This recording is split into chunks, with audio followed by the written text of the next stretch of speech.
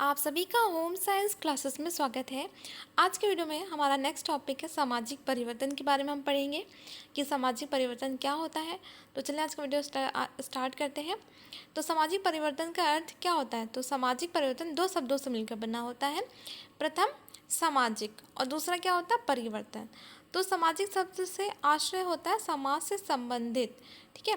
तो जो समाज है उसमें जो परिवर्तन शब्द जुड़ा हुआ है तो ये दर्शाता है कि समय के साथ परिवर्तन होना चाहिए, चाहे वो भौतिक हो या फिर अभौतिक। तो सभी में परिवर्तन जरूरी है। तो समाज के साथ भी क्या होना चाहिए?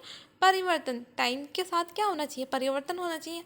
वही चीज़ें नहीं होनी चाहिए, उसके आकार, ठीक है, उसकी ज़रूरतों के अनुसार उसमें परिवर्तन होते रहना चाहिए। नहीं कि पहले के समय से जो रीत रिवाजें चली आ रही वही चलना चाहिए, जो आज के आधुनिक समय के साथ उसे बदलना चाहिए, ठीक है। जैसे कि हमारा जो आधुनिक समाज है तो पहले क्या था? पहले कुछ और था, लेकिन आज जैसे टेक्नोलॉजी बढ़ती जा रही है तो वैसे समाज भी उसके अनुसार बढ़ता जा रहा है। वैसे स्कूल कॉलेज, ठीक है, बच्चे भी उसी टाइप से बड़े परिवर्तित होते जा रहे हैं, परिवर्तन होता जा रहा है। ये चीज़ समय के साथ परिवर्तित होता रहता है। तो सामाजिक परिवर्तन का अर्थ आप लोगों को समझ में आया? ठीक है। कुछ परिभाषाएं हैं, देख लीजिए।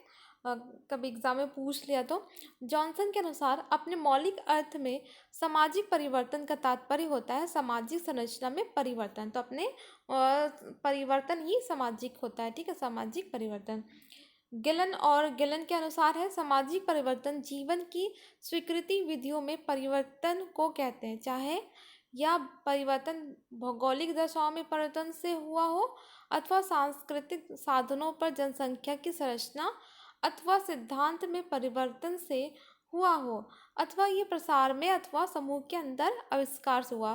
तो चाहे आपका जनसंख्या में परिवर्तन हो, ठीक है, जनसंख्या में हो या फिर आविष्कार में टेक्नोलॉजी का हम यूज़ कर रहे हैं, तो किसी में भी आपका परिवर्तन हो रहा हो तो हमारे समाज के लिए अच्छी बात है। परिवर्तन होना एक अच्छी बात होती है, समय के साथ बदलना ये बहुत ही अच्छी बात होती है।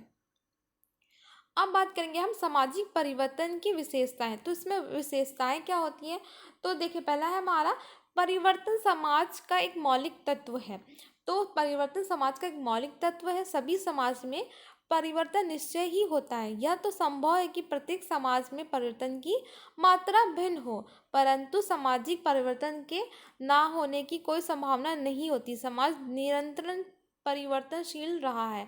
तो आप पहले जाके देखेंगे तो पहले का समाज और अब के समाज में आप तुलना करेंगे तो बहुत सारे परिवर्तन हुए होंगे, ठीक है, बहुत सारे परिवर्तन हुए हैं। चाहे वो गांव हो चाहे वो शहर हो, हर जगह परिवर्तन होता है। लेकिन इसकी जो स्पीड होती है ना, ठीक है, वो बस ये दर्शाता है कहाँ पे तेजी से परिवर्तन हो रहा है और कहाँ पे धीमे गति से परिवर्तन हो रहा है। तो बस स्पीड सबकी अलग अलग होती है, ठीक है। फिर आता हमारा परिवर्तन की गति में विभिन्नता। भी आपको बताया स्पीड में परिवर्तन कहीं ज़्यादा होती है और कहीं कम होती है, ठीक है। फिर आता हमारा सामाजिक परिवर्तन को मापना संभव नहीं है। तो सामाजिक परिवर्तन को मापना संभव असंभव है।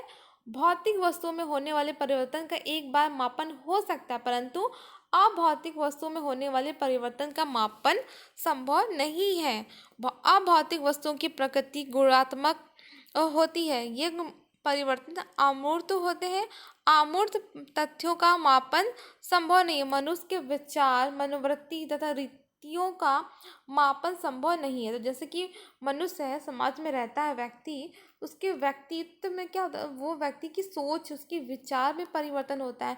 पहले लड़कियों को अच्छा नहीं माना जाता था, अब लड़कियों की बहुत पढ़ाई लिखाई, उसका पढ़ना लिखना में भी आगे उसको रखा जाता है, ठीक है। तो ये क्या, व्यक्ति की सोच बदल रही है। तो बहुत सारी ऐसी चीज़ें जिसका हम मापन नहीं कर सकते हैं। फिर आता हमारा सामाजिक परिवर्तन की निश्चित भविष्यवाणी नहीं की जा सकती है। जो सामाजिक परिवर्तन के बारे में निश्चित रूप से भविष्यवाणी नहीं की जा सकती है।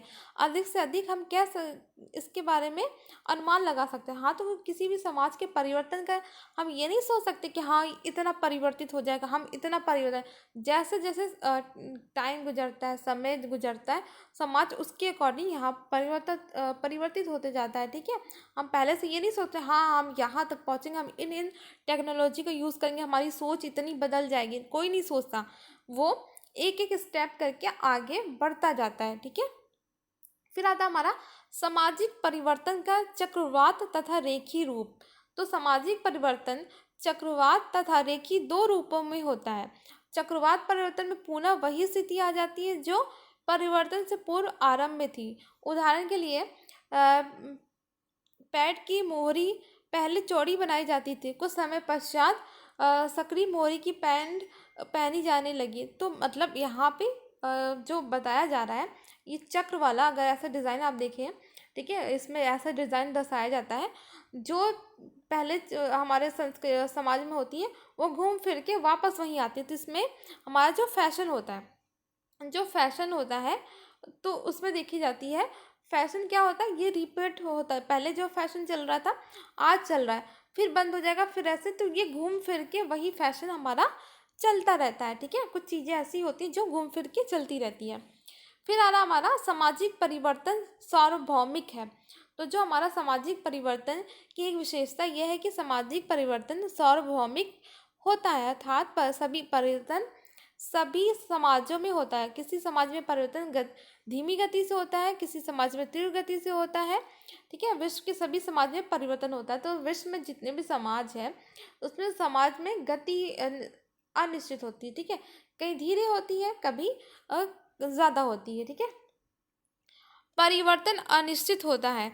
इसमें परिवर्तन आप निश्चित नहीं कर सकते कि हाँ अब परिवर्तन हो चुका है, आगे नहीं होगा, ऐसा नहीं होता। ठीक है, जब समाज है, हमारा जो समाज है वो समय के साथ परिवर्तित होता रहता है। अभी कुछ है, आगे स्टेप के बाद कुछ परिवर्तित होगा, जैसे कि हमारा जैसे नए नए टेक्नोलॉजी आएंगे, ठीक है, लोग आएंगे, उनकी सोच बदलेगी, तो सोच के साथ समाज बढ़ता जाता, सीखता जाता, परिवर्तित होते जाता है।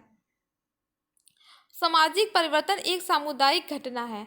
तो जो हमारा समाज है इसमें क्या है, बहुत सारे लोग रहते हैं, बहुत सारे समूह है, जीवन में होने वाले परिवर्तनों से नहीं है। सामाजिक परिवर्तन का संबंध पूरे समुदाय से होता है। अगर यहाँ पे बहुत सारे समुदाय रह रहे हैं एक समाज में, तो किसी एक में परिवर्तित नहीं होगा, ये पूरा समाज परिवर्तन होगा। ठीक है, मतलब हमारा सामाजिक परिवर्तन, तो देखिए हमारा जो समाज है वो गुणात्मक परिवर्तन होता है। ठीक है, उसमें गुणात्मक होता है। ठीक है, तो वो जो परिवर्तन होता है तो हम उसको माप नहीं सकते। ठीक है, उसको मापन नहीं कर सकते, तो इसमें हमें पता नहीं लग सकता है कि हम इसमें कौन कौन से नाप तौल तो नहीं कर सकते इसमें कि हाँ किस टाइप का परिवर्तन हो रहा है, क्या हो रहा है, तो हम इसमें कुछ नहीं कर सकते, इसलिए हम इसे जटिल तथ्य कहते हैं। ठीक है, अब बात करें सामाजिक परिवर्तन के कारक या कारण के बारे में। ठीक है, तो इसके कौन कौन से कारण होते हैं, तो एक होता है हमारा प्राकृतिक कारक। ठीक है, इसमें भौगोलिक कारक भी कहते हैं। मानव ने प्रकृति को अपने वश में करने का प्रयास किया, पर प्रकृति पर यह पूर्ण, जैसे कि कैसे भूकंप होना, अकाल पड़ना, बाढ़ आना, महामारी, ये सभी कारण हैं जो समाज में परिवर्तन होते हैं, देखने को आपको मिलते हैं। फिर आता हमारा आर्थिक कारक। तो इसमें जो भी हमारे परिवर्तन आते हैं वो सामाजिक संस्थाओं, परंपराओं, रीति रिवाज आदि में परिवर्तन आते हैं। भारत में आज इस प्रकार के परिवर्तन दिख रहे हैं क्योंकि एक कृषि प्रधान देश औद्योगिक समाज में परिवर्तित हो रहा है। तो एक हमारा देश क्या है, कृषि प्रधान देश है, और उसमें परिवर्तन औद्योगिक परिवर्तन हो रहा है। ठीक है, तो जो आर्थिक रूप से हमें ये परिवर्तन देखने को मिलता है। फिर आता हमारा सांस्कृतिक कारक। तो इसमें मनुष्य का सामाजिक जीवन जिसमें है विश्वास है, धर्म, आदर्श, प्रथाएं, रूढ़ियाँ आदि पर निर्भर होता है। सत्य, समानता, धर्म में विवाह एक आदर्श धर्म था। ठीक है, विवाह स्वर स्वयं निश्चित करता है तथा विवाह की क्रिया स्वर को साक्षी रखकर संपन्न होती है। तो जो हमारे सांस्कृतिक कारक है ना, अपने जो सांस्कृतिक कारक जो चले रूढ़ियों, जो हमारे जो पुराने समाज के जो कारक है सांस्कृतिक, उसको भूल के अब उसमें समाज में परिवर्तन हो रहा है। अब क्या हो रहा है, विवाह हम दूसरे क्षेत्र में भी, दूसरे परिवार में, दूसरे धर्म में, दूसरे जाति वर्ग में कर सकते हैं, ठीक है, लोग कर रहे हैं। तो ये सामाजिक परिवर्तन का ही एक आप देख सकते हैं एक उदाहरण है। जनसंख्यात्मक कारक होता है इसमें, तो इसमें जो जनसंख्या में परिवर्तन जन्म दर, मृत्यु दर घटने बढ़ने व देशांतर की प्रकृति के कारण भी होते हैं।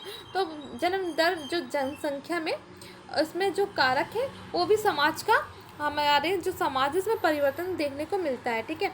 जैसे जनसंख्या बढ़ रही है तो उस कारण भी समाज में परिवर्तन देखने को मिल रहा है। फिर आता है औद्योगिक कारण। तो जब नई मशीनें आएंगे, नए आविष्कार होंगे तो क्या होगा, समाज परिवर्तित होगा। पहले फ़ोन टीवी कुछ नहीं हुआ करता था, अब के समाज में क्या है, फ़ोन टीवी बहुत सारी टेक्नोलॉजी आजकल, हम कहाँ कहाँ नहीं चले जाते हैं। तो ये सारे हमारे समाज को परिवर्तित कर रही है। फिर आता है प्राणी शास्त्रीय कारक। यदि किसी समाज में स्वास्थ्य का स्तर नीचा है तो उसका प्रभाव सामाजिक जीवन पर दिखता है। जब हमारा समाज क्या होगा, उसको भोजन नहीं मिलेगा, वो निर्धन होगा, उसको भोजन नहीं मिलेगा, वो कुपोषित होगा, वो बीमार होगा, तो हमारा समाज कैसे होगा, कुपोषित हो जाएगा, बीमार होगा, वो समाज आगे नहीं बढ़ पाएगा, वो उसी में अपने जीवन में ही रहेगा, ठीक है, ऊंचा नहीं उठ पाएगा। फिर आता है राजनीतिक कारक। तो राजनीतिक कारक क्या है, ये भी समाज को क्या करता है, बांटता है, ठीक है, समाज को जो परिवर्तन कर रहा है। क्योंकि देखने को मिलता है जब युद्ध होते हैं हमारे समाज में, तो समाज युद्ध होता है तो कैसे सामाजिक बदल जाता है। उसमें भारत का विभाजन हुआ, कश्मीर की समस्या, विभिन्न सामाजिक जो परिवर्तन है वो राजनीतिक के कारण भी होता है। फिर आता हमारा सामाजिक परिवर्तन की क्रियाएं कौन कौन सी है। तो एक है हमारा पहला क्रांति के रूप में। तो क्रांति के रूप में एक समाज परिवर्तन का चरम रूप होता है जो आकस्मिक, तीव्र तथा व्यापक होता है। यह राजनीतिक संगठन से शुरू होकर संपूर्ण सामाजिक संरचना एवं संगठन को प्रभावित करता है। तो इसमें क्या होता है, समाज बहुत ही तीव्र गति से परिवर्तित हो, एक क्रांति के रूप में बढ़ती है। औद्योगिक क्रांति हो या सामाजिक क्रांति हो या किसी भी रूप में जो भी क्रांति हो, बहुत ही तीव्र गति से ये बढ़ती है। फिर चक्रीय प्रक्रिया। इस प्रक्रिया में जहाँ से परिवर्तन होता है वहीं पुनः आना होता है। जैसे कि ऋतुओं का एवं मौसम में परिवर्तन, जैसे कि एक मौसम ठंडी का से स्टार्ट हुआ, फिर गर्मी, बरसात, फिर होकर फिर ठंडी में आना, तो ये एक चक्रीय परिवर्तन है। फिर आता है विकासवादी प्रक्रिया, जिसमें विकास की दर होती है कि हाँ वो कितना विकसित होगा हमारा समाज, देश, तो ये भी हम देखते हैं। फिर आता है अनुकूल के रूप में, अपने अनुकूलन के रूप में परिवर्तित देखते हैं। समाज अपने अनुकूल के लिए परिवर्तित होता है कि हाँ कुछ हम ऐसा कुछ कर दें जो हमारे के लिए लाभदायक हो और हमारे समाज के लिए लाभदायक हो। फिर प्रगति के रूप में हम परिवर्तन देखते हैं कि समाज अपने उद्देश्यों, मूल्यों, इच्छाओं के अनुसार परिवर्तित होता रहता है। तो ये आज का टॉपिक समाप्त हो। अगर आपको पसंद आए वीडियो तो प्लीज़ वीडियो को लाइक करें, शेयर करें और चैनल को सब्सक्राइब करें।